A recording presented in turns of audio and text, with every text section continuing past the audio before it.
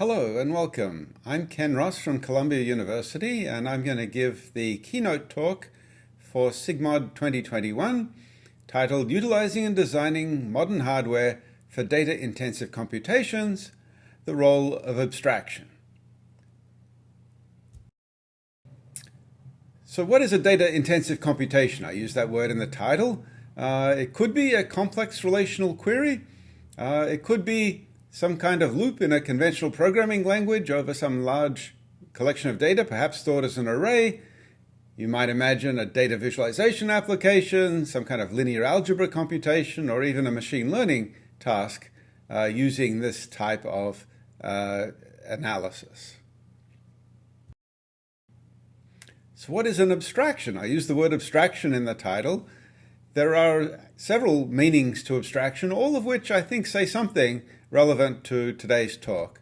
The first is a design principle, the idea that you encapsulate a particular method so that you expose a certain interface and hide all of the details at a finer level of granularity, allowing you to focus on one particular level and simplify your design task.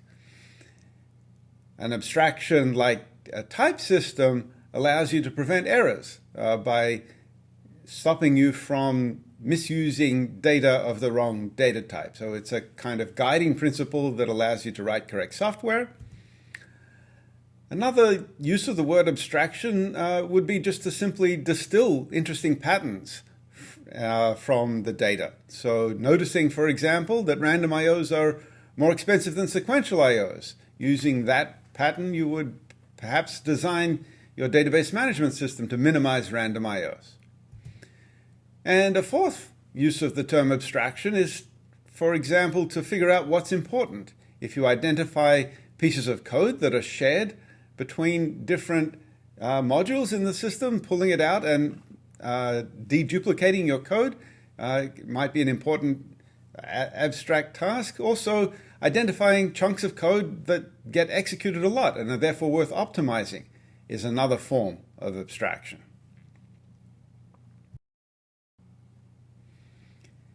So just to give you a high-level overview of what I'm going to talk about today, I'm going to talk at several different abstraction levels: the language level, the system level, the operator level, and a fragment level, which is really just a single line of code in some cases, in the context of both software and hardware.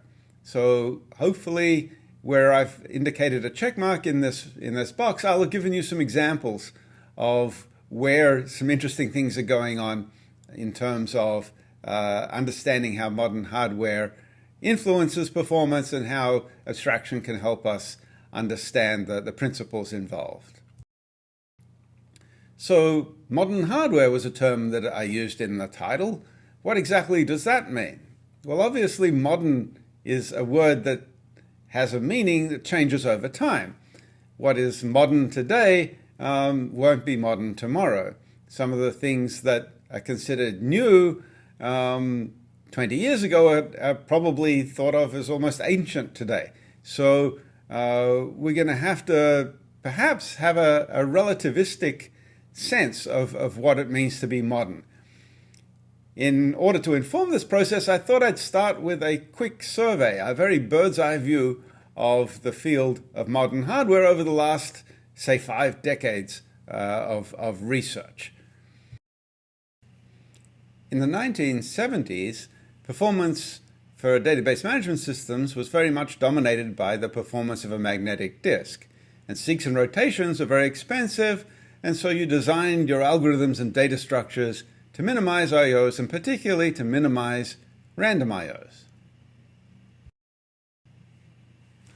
In the 1980s, people started thinking about how to design database machines. Could you design a machine that was specifically tailored for database workloads? People, in fact, tried to do this and succeeded to some degree at improving the performance.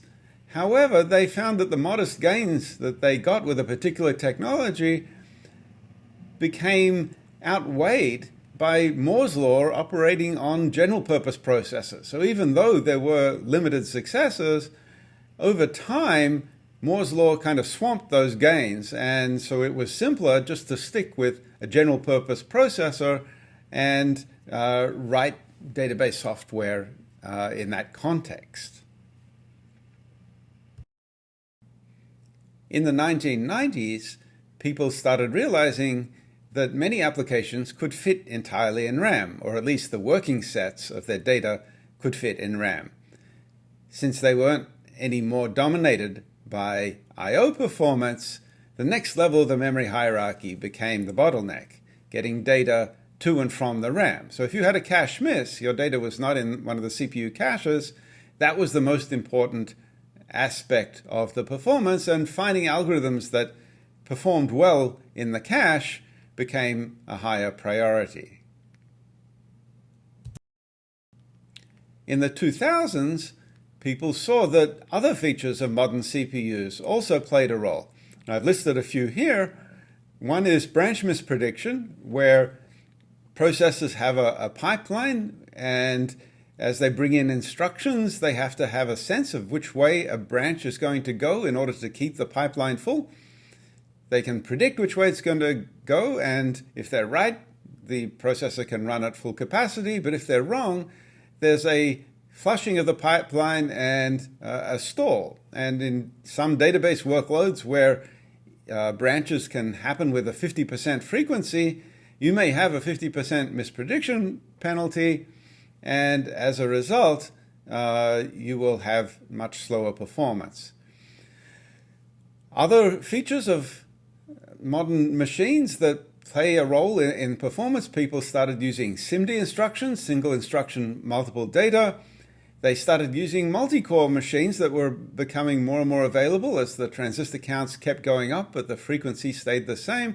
More and more chips had multiple cores, and so getting parallelism without contention was a challenge.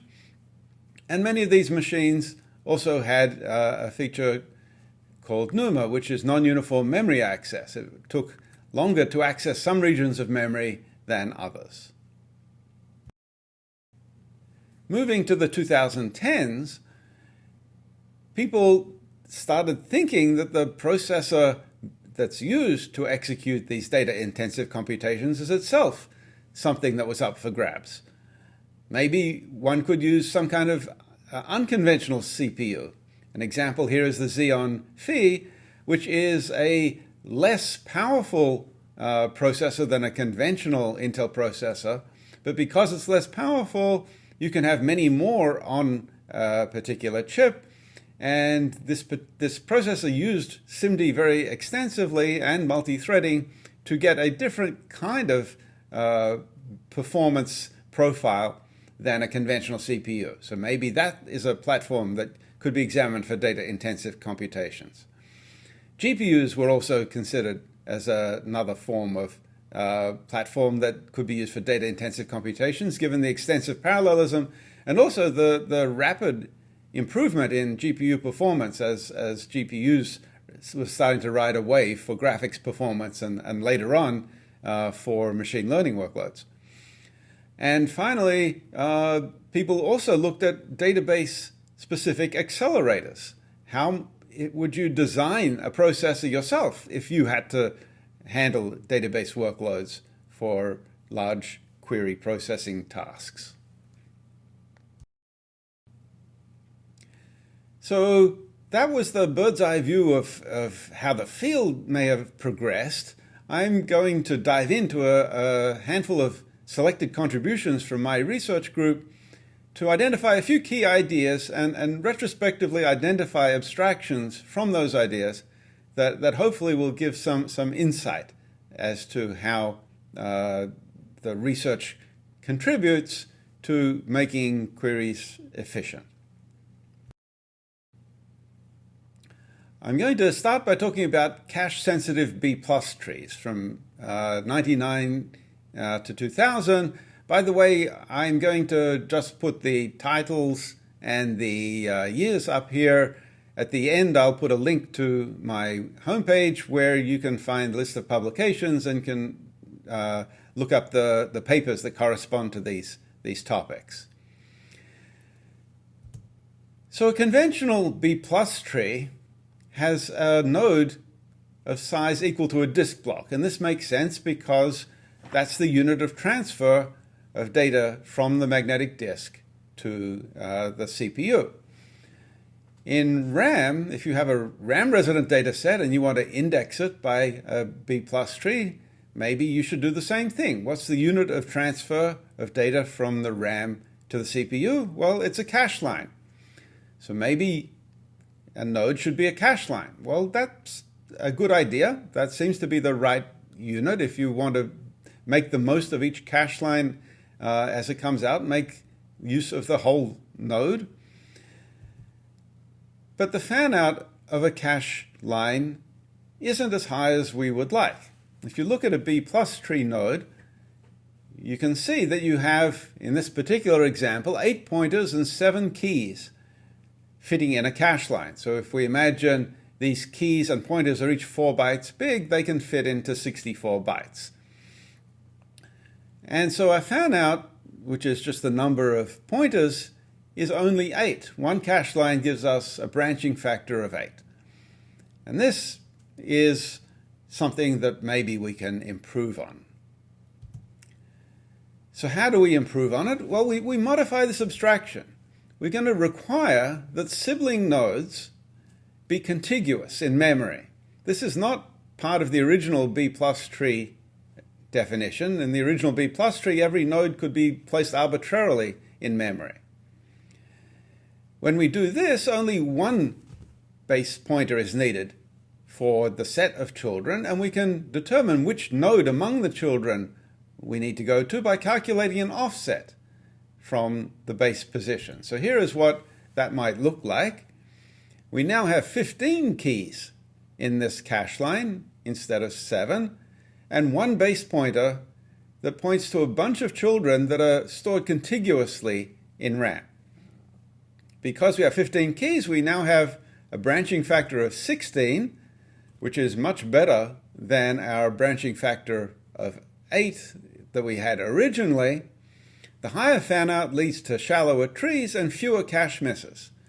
And so this is a key insight that will improve performance when cache misses are the bottleneck, which is likely to be the case for many large RAM resident data sets.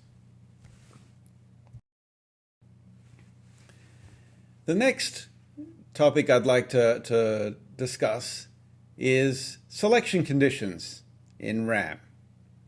So here is a code fragment that is trying to iterate through a bunch of records and check conditions on those records. If all of the conditions are satisfied, then an answer array will include the ID of the matching record. So what we can see here is that this for statement is iterating through all of the records. And inside the for loop, we have an if statement that's checking functions f1 up through fk on columns r1 through rk of record number I. I is the loop variable here. So if condition f1 is true and condition f2 is true and so on up to fk, then we're going to add the index I to the answer set and increment j, which is the index into the answer array. So how do we try to optimize this in database management systems?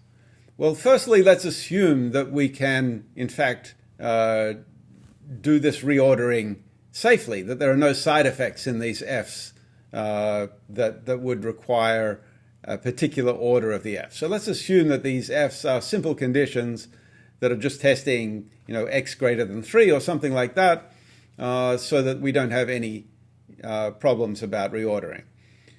So there was some earlier work that suggested that we order predicates by the cost of the function divided by 1 minus selectivity. Some early work by Joe Hellerstein suggested that that was the way to go particularly in the context of expensive functions in object-oriented databases. However, that work didn't take into account the fact that there's quite a high branch misprediction penalty. And this penalty is very high when the selectivity is close to 0.5. And so this simple heuristic is not going to work when we have branch misprediction penalties of this kind.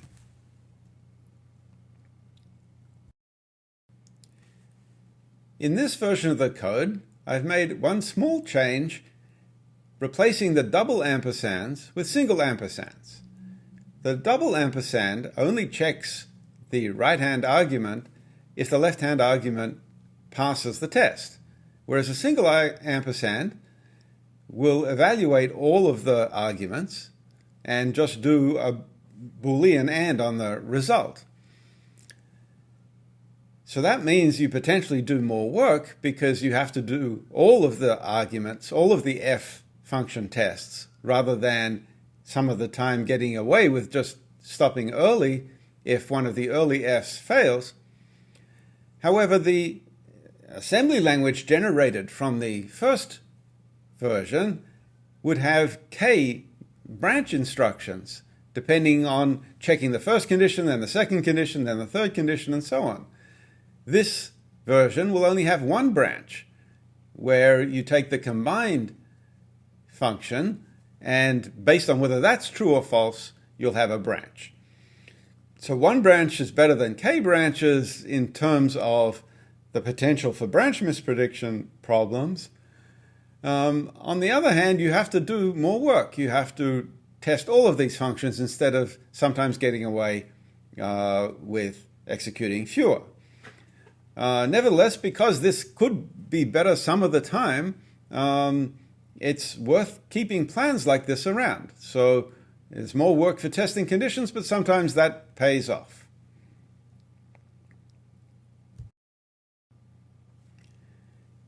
So let's try to push this a little bit further even.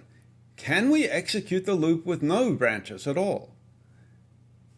At first that seems a little bit counterintuitive. How could you do a test without a branch?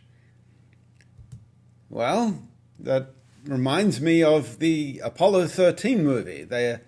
Apollo 13 had an accident and they were rapidly building up carbon dioxide, and the people on the ground supporting the astronauts had to figure out a solution to their carbon dioxide problem. And the line from the movie that corresponds to this image that I have here is that we've got to make this fit into the hole for this using only this. So they had to make do with the equipment that they had in order to solve a problem that wasn't part of the original design specification. So think of this now as a database problem. Houston, we have a problem. Our if statements are no longer working. Roger that. Stand by for a solution.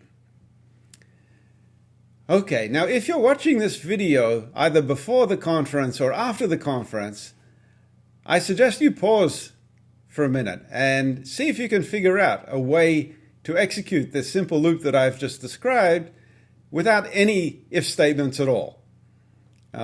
If you're watching the conference, then please don't pause the video, because then you'll be late for the question time at the end. Okay, so I'm giving you an opportunity to pause. I'm now going to move to the solution.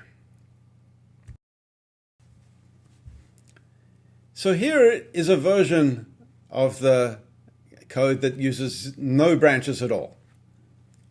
So what we do is that we always write I to the answer array, but we only increment the index in the answer array if the test of all these Booleans is true. Now we can take advantage of the fact that in languages like C, true is represented as the integer 1 and false is represented as the integer 0. So in the situation where all these conditions are true, the result of this single ampersand expression, f1 and ... and fk, will be 1 if the conditions are all true, and 0 if at least one is false. So we will only increment the answer index, j, if all of the conditions are true. That means on the next iteration, we will either overwrite the previous value if the conditions had been false, or we'll write a new value if the previous conditions had been true. So this actually breaks a type abstraction. So that's one kind of abstraction that perhaps is problematic. Maybe this is an abstraction we want to break. On the other hand, there's a different kind of abstraction that kind of falls out of this. What we've done is change what had been a control dependency into a data dependency. Okay, just like we talked about abstractions of random I/O versus sequential I/O, a control dependency and a data dependency are two different ways of perhaps doing the same thing. And it turns out that data dependencies are actually much more efficient on modern processors than control dependencies. And the reason for this is that modern processors have out-of-order execution units, and so they can hold up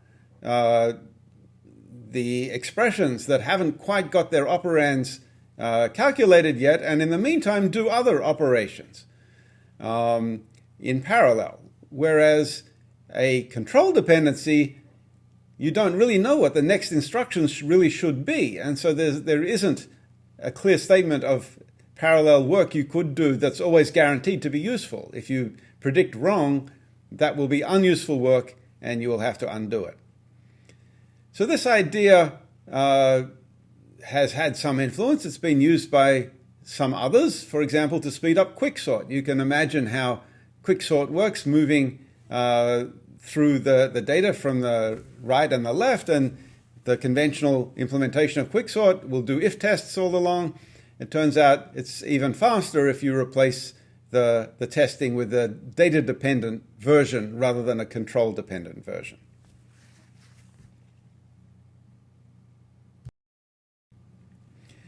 Let me now move to another topic. How do you size a hash table? Well, it's very easy to handle a hash table whose size is a power of 2. You can compute a hash function and use, let's say, all of the bits of the hash function. Maybe you drop some number of bits to get a number of bits that corresponds to the size of the hash table, and it's not a difficult computation to do. On the other hand, having a hash table that's required to be a power of 2 could be wasteful.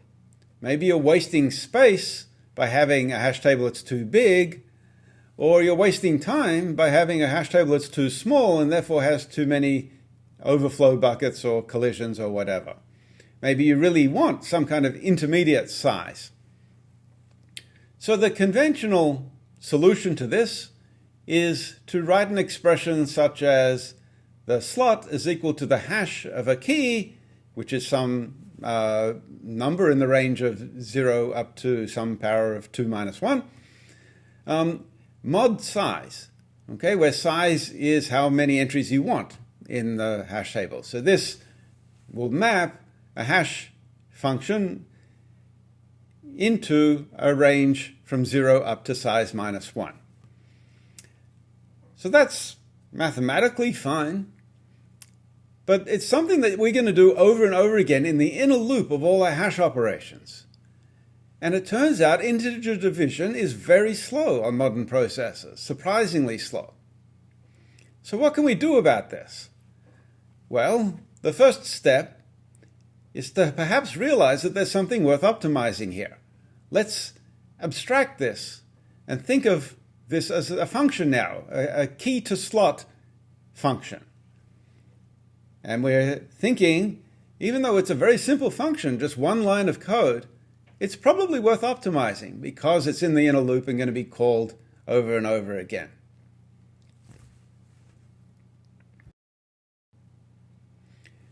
So here's the solution. So we know that integer multiplication, even 64-bit integer multiplication, is fast. And we also know division by powers of 2 is fast. You just do a few shift operations. So can we do something that doesn't involve integer division, yet still uniformly distributes the hash values across the slots in the range of 0 to size minus 1? Well, what you can do is think of a hash value as some 32-bit fractional number. And think of size as a 32-bit integer. Now, if you multiply a binary fraction by a 32-bit number, you will get a number that is some fraction of that size. Okay, and so we will basically uniformly split the range of 0 up to size minus 1 into a number of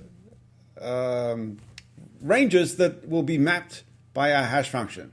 So we multiply these 32-bit numbers and we get a 64-bit result. You can think of the high-order 32 bits of that as the integer part and the low-order 32 bits as the fractional part of that product. You just shift right 32 bits or divide by 2 to the 32, and now you have a value for your hash that is a slot between 0 and size minus 1. So this is an idea I proposed in 2006, 2007. It was subsequently noticed and promoted by Lemire in 2016 on his blog, and it has been adopted in several deployments, including Google TensorFlow. So this is curious that it's just one line of code, but yet it can have such an impact, perhaps a disproportionate impact. So abstractions are not just for large collections of code. You can really gain something from focusing even on single lines of code and improving their performance. I'm now going to talk about adaptive aggregation.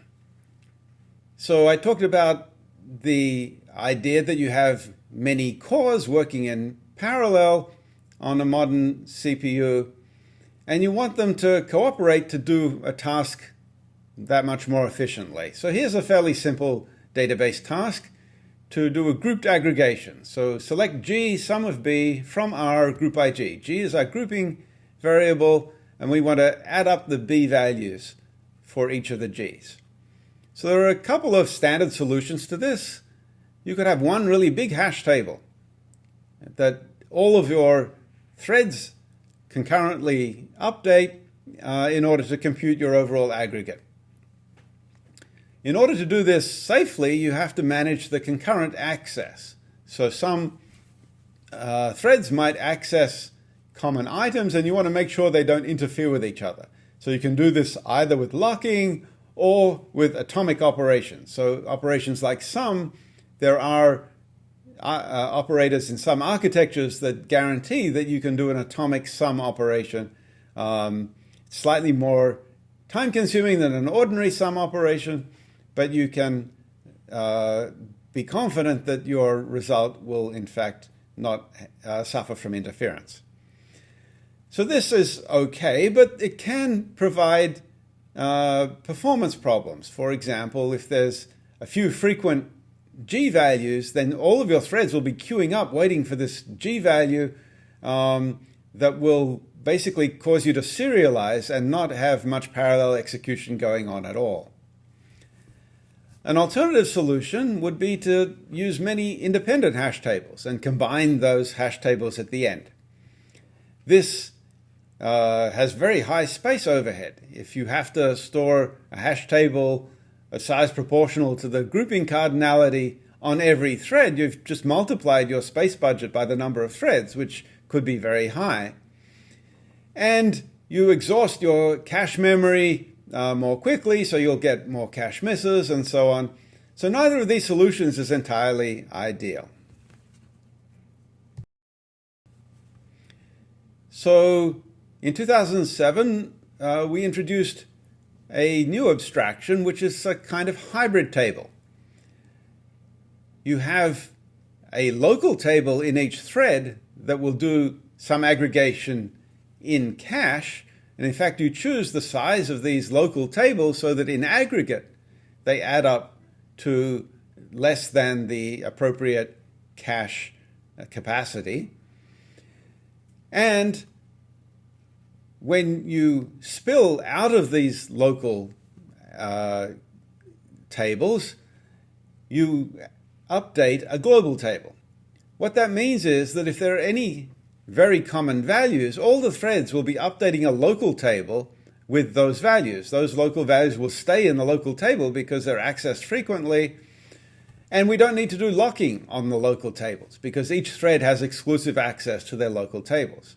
Only when data spills out of these local tables, when some item that hasn't been updated in a while needs to make way for a new item that just gets added, that gets spilled to the global table. And so that is done with locking, but hopefully that represents the accumulation of multiple local aggregations, particularly for common items. So this idea of a hybrid table has been used also by others, such as DB2Blue. This isn't a universal solution. It's not always best to use a hybrid table, but you can choose an algorithm based on dynamically sampling the statistics and using a hybrid table like this. If there is locality in the data references, in the G values, or contention, and if you don't see either of those, then perhaps just go for the global table because then you won't have the contention problem anyway.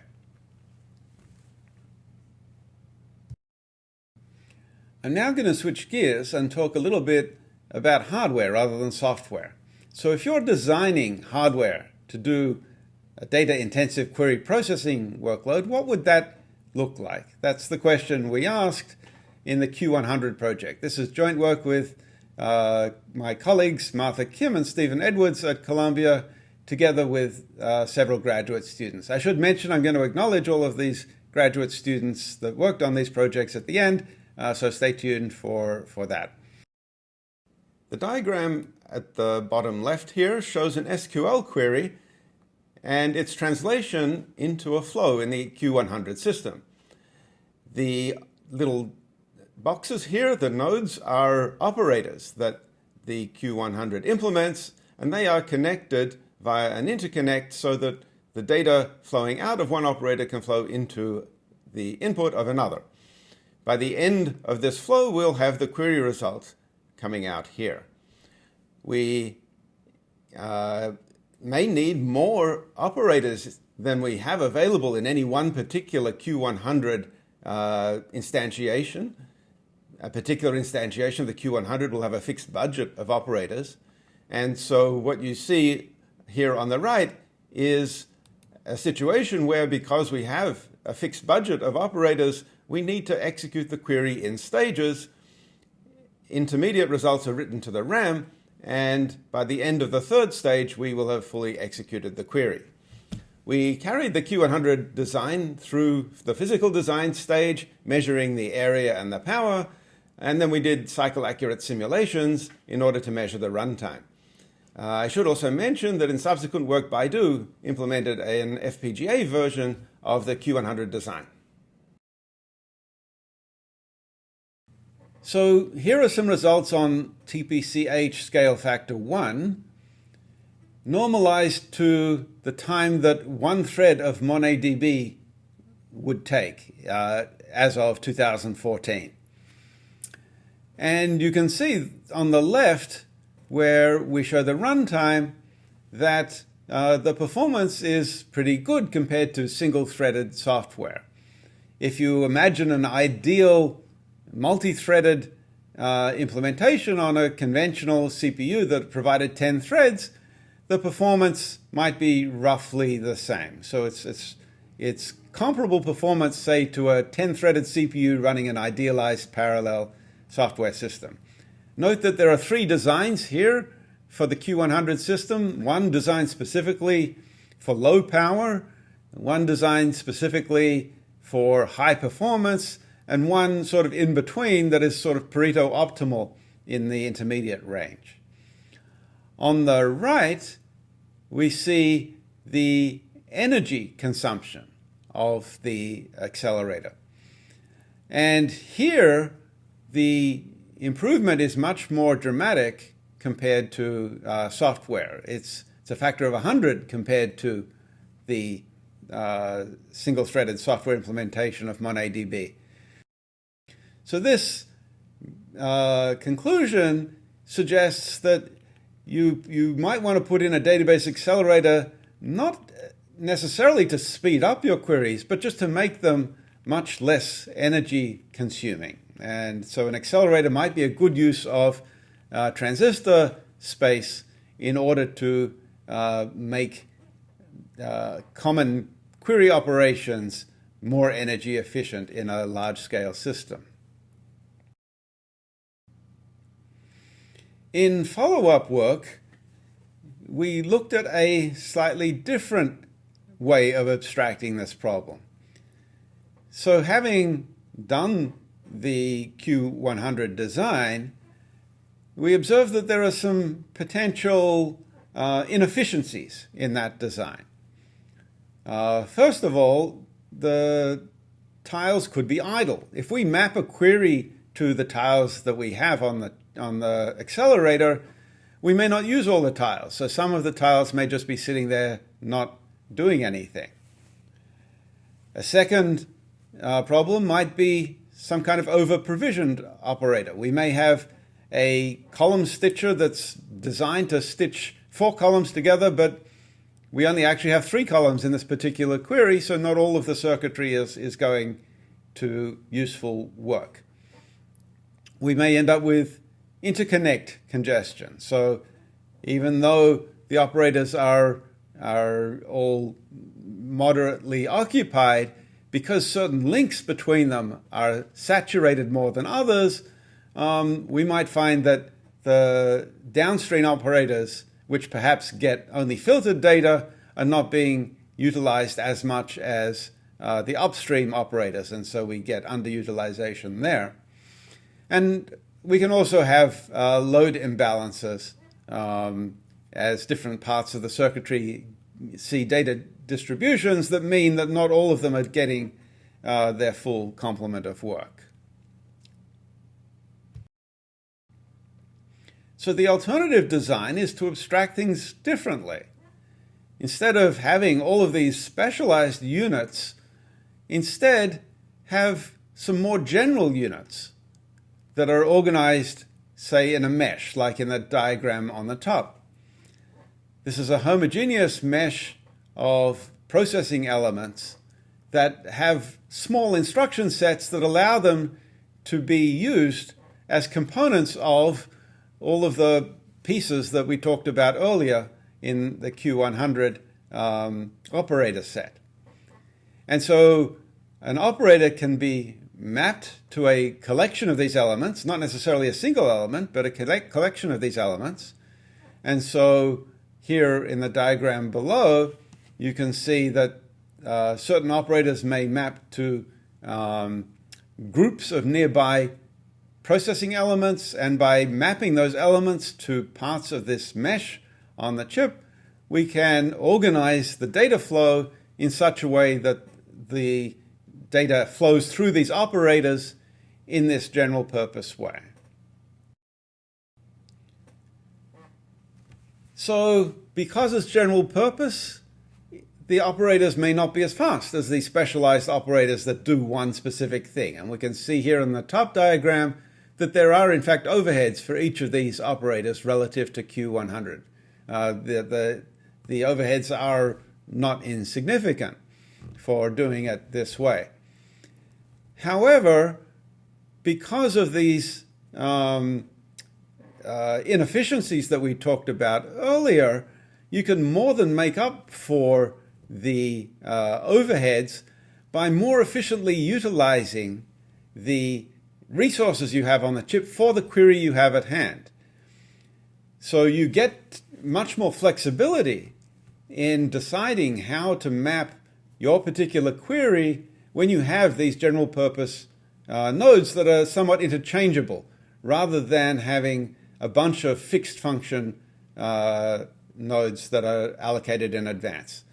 And so when you look at a bunch of candidate designs, like we have in the bottom diagram here, comparing the Q100 designs, which are these green dots, and the homogeneous designs, which are the blue dots, the left diagram shows that you can have designs that perform well even with very small area. And on the right, you can have designs that perform well even with very small power. So if you're looking for a design that is particularly small or particularly energy efficient, then this master of none style of execution is probably superior to the Q100 style approach.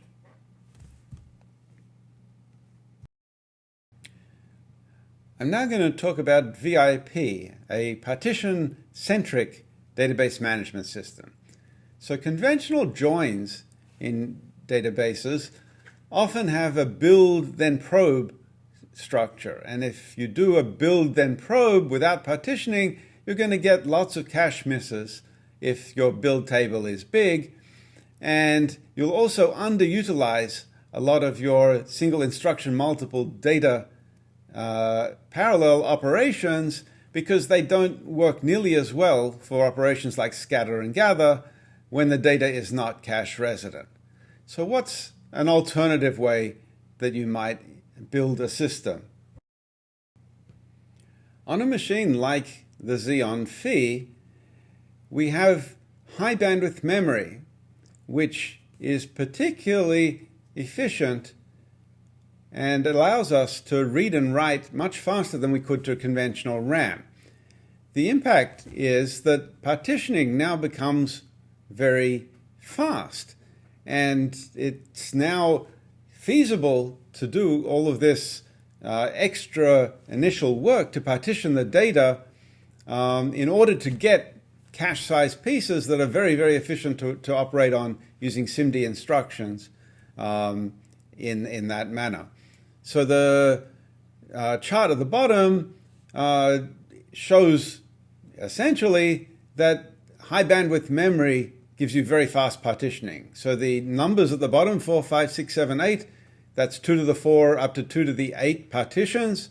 And the solid lines are the high bandwidth memory. The dashed lines are the conventional memory. So you see a very significant improvement in the partitioning performance when the data is in high bandwidth memory. So what does this mean for design of a database management system? At an abstract level, if you have access to one or two hardware features like high bandwidth memory and very efficient SIMD, that totally changes your thinking about how you might organize your database management system. In fact, you might change your high-level design in such a way that it is partition-based, that the whole collection of operators are focused on partitioning down to cache-sized pieces, then processing those cache-sized pieces. So a totally different design might result. I'd now like to switch gears and talk a little bit about adaptive code generation. So there are many features of a query that are hard to predict or hard to know in advance. The data could be ordered, there could be hardware details. This is true not just about database queries, but it could also be true of code that you write in a procedural programming language. VectorWise in 2013 made an important insight, and they observed that there were variations of this kind which they had trouble predicting. And so what they did was to compile many versions of different database operators and have a repertoire of different compiled versions. They would then run those operators on chunks of the data at a time measure the actual performance cost and effectively learn which plan happens to work well on the data currently being seen and on the hardware currently being used, and to selectively exploit the best operator for the current data. So instead of optimizing based on predicted future performance using a cost model, they were using actual performance using performance measurements. In a project that we are looking at now at Columbia, we're trying to generalize this to arbitrary programming languages. Rather than just optimizing a handful of database operators, can we take an arbitrary compiler for a programming language, such as the Truffle-Graal compiler, and have the same kinds of built-in optimizations? If you have a loop, like the selection loop we talked about earlier, can the compiler automatically figure out which variant of the algorithm works best? And so we see, in practice, you have performance diversity. The two examples I've shown here are SIMD versus scalar, where sometimes skew makes SIMD bad because many SIMD lanes are trying to write the same data item. But in the absence of skew, SIMD is actually more efficient than scalar. On the right, we see that different versions of the selection function that we talked about earlier in the talk have different regions of optimality depending on the selectivity. And we may not know the exact selectivity, and the selectivity itself may vary within the data set depending on the conditions, particularly if the data has an ordering property, like ordering by time. So in order to get this to work at scale, the compiler is a key technology. If we have n algorithms that we need to implement and m target platforms, then considering every possible combination is mn implementations. That's obviously not going to scale. So one style of solution is a library, where you build a set of well-defined functions, such as linear algebra functions, implement your task using those APIs, and then every platform has an implementation that is efficient for that particular processor, and so your code can run on many machines and still be efficient. This works quite well for limited scope tasks like linear algebra.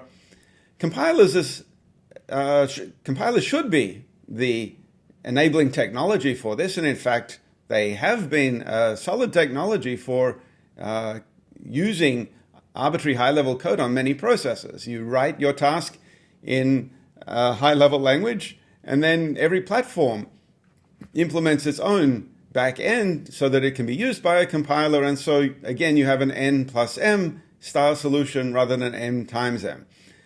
Nevertheless, being able to most efficiently use the processor is a big challenge for compilers, particularly since we don't have limited scope like a linear algebra computation. We have arbitrary code.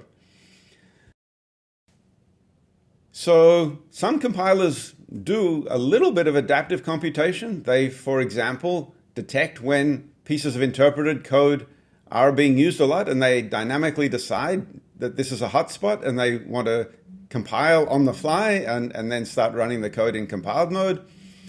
So what our project at Columbia is trying to do is take this a step further and make the runtime execution of this data-intensive code blocks resemble this adaptive query processing we talked about earlier, where you have multiple compiled plans, each tried in turn on chunks of the data, and then you go with the plan that's working best on your actual data.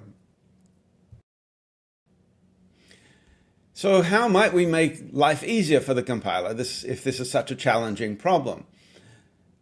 I propose that we should expose declarativeness. This is something that the database community has been looking at for a long time. One of the advantages that we teach our students in our introductory database classes is how important declarativeness is. It allows the system under the hood to make a whole lot of implementation decisions that your average query writer may not appreciate. So Perhaps we can augment our programming languages with declarative features to replace procedural constructs. So for example, the double ampersand and single ampersand, maybe we can replace that with an SQL-like and we can replace loops with a variant of a where clause. This would allow the compiler to reason at a higher level. So it's not always the case the P double ampersand Q is equivalent to Q double ampersand P. The compiler has to do a fair bit of work to figure out that there are no side effects and that those are in fact equivalent expressions. Rather than force the compiler to do that work, if we know that that is in fact true, let's write it directly and communicate that information to the compiler. So at the bottom, I've shown a particular way that you might implement matrix multiplication using a more declarative formulation with wheres and ands rather than using the standard nested 3 for loops. At this point, I'd like to acknowledge Jeff Ullman and Al Hayhoe for receiving the recent ACM Turing Award for their work on compilers.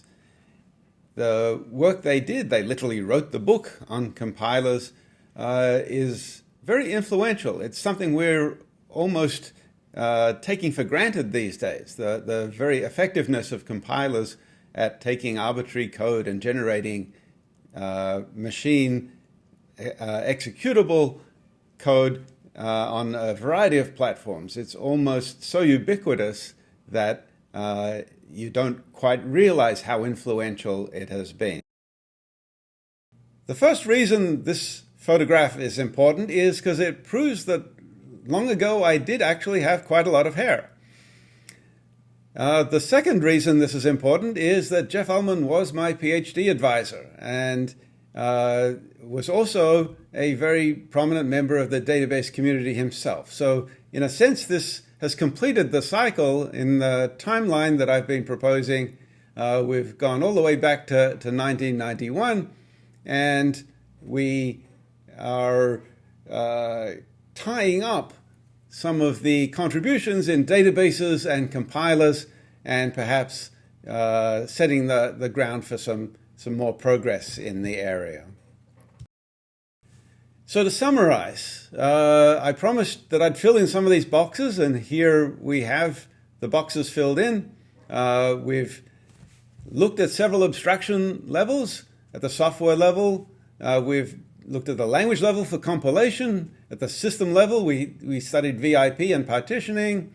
At the operator level, we looked at cache-sensitive B+ trees, how to do selections, how to do aggregation.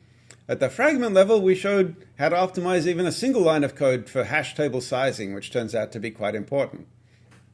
At the hardware level, we talked about systems and operators and how to abstract those to get accelerators to do database work. So there are some acknowledgments I need to make. I've shown here the lead PhDs for each of the projects that I talked about today. I'll mention them: John Rao, John Czeslavich, Lisa Wu Wills, Andrea Lotterini, Orestes Polychroniou, and Wang Dezhang. They did most of the hard work in building these systems and experimenting with them and so on. I'd also like to acknowledge my collaborators, Stephen Edwards, Martha Kim, Eric Sedlar, and Lucas Stadler, who contributed to the work described here. The various funding agencies, including NSF, IBM, Oracle, Microsoft, and the Packard Foundation. And finally, as promised, you can find the publications from my homepage and just look them up based on the year and the title to read further about these various contributions. So thanks for listening, and if you're here for the Sigmoid conference, I look forward to answering your questions.